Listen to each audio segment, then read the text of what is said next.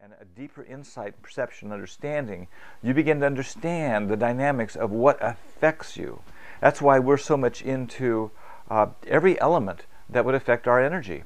Whether it's the food we eat, and there are, here again we'll do another video, but we make this incredible green drink in the morning, and it's got so many green superfoods in it that have high ORAC value in them. They're really dynamic stuff.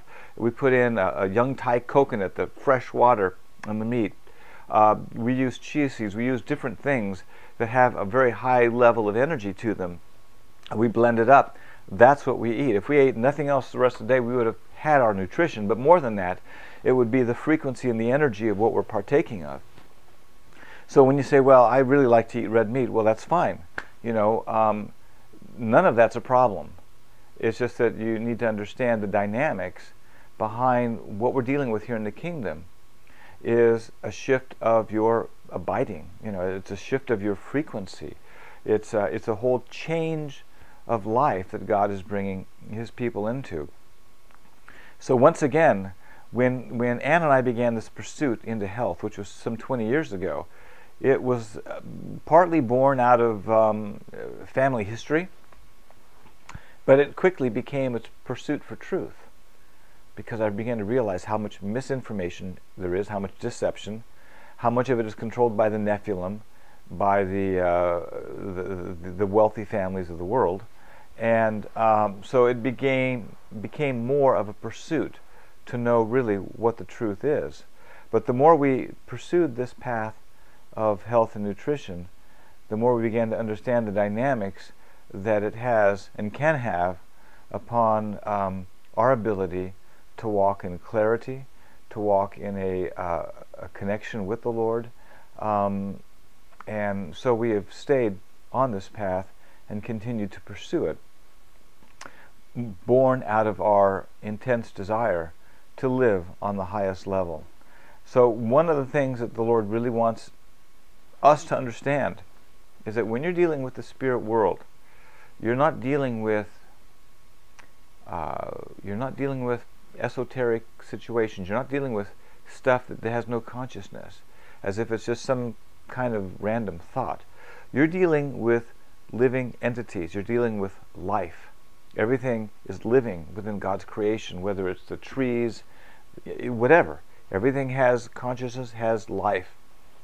And as such, so do illnesses, whether it's the entity, whether there's a specific spiritual entity, or whether there is some other level of oppression that can overtake you.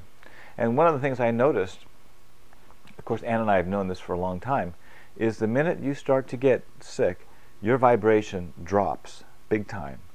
And as your vibration drops, your ability to track in the spirit realm drops, and you become much more vulnerable to lying thoughts, lying symptoms, illusion. We see it time and time. We've seen it over the years, time again. You start getting sick, and all of a sudden, you're doing well just to maintain from your temples being constantly jabbed, which we talk about in the book, in the tracking the signs, because the enemy knows that you're on a lesser plane and you're more vulnerable, and so there's constantly a ramrodding of illusion and lies to get you to say, "Oh yeah, I am really sick. Gosh, this is my truth." And you know what? It does become your truth. It does become your truth. As a man thinks, so is he. Sonship is a vibration. Sonship is a shift of consciousness, and we are not to live and walk in a state of oppression. We are not to live and walk in a level of accepting the illusion. And cancer, I'm sorry, it's an illusion. It may be a truth on a certain level, but it's a lie. Just as well as the common cold is a lie. So what happens during this eclipsing few months? People have not understood the dynamics of bonds. They really have not. That has been the one most common denominator we have seen with the book, is people's eyes are opening up and they're saying, "Oh my gosh, I never understood bonds. I'm still working on it." And because, like I said, they are the single most influential situation that can affect your ability to walk in sonship. So during this time, what do you have? You have families getting together. You have all this stuff going on. As they celebrate an illusion, you can say, well, yes, but we're going to keep Christ in Christmas. Well, whatever. The whole thing is born out of Babylonian stuff.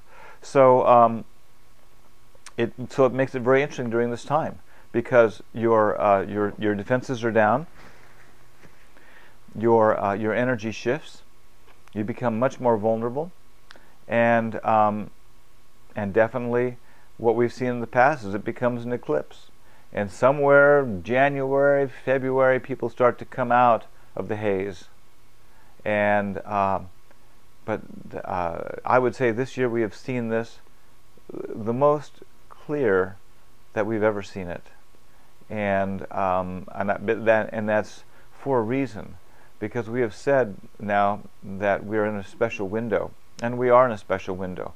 There is a change coming. There's a change of transfiguration and transformation, and that's one of the reasons why we pulled all the videos off the site. We left just a very limited amount of stuff for those that come. They want to see the book, they're interested, they want to buy the book, great, they'll give them a foundation.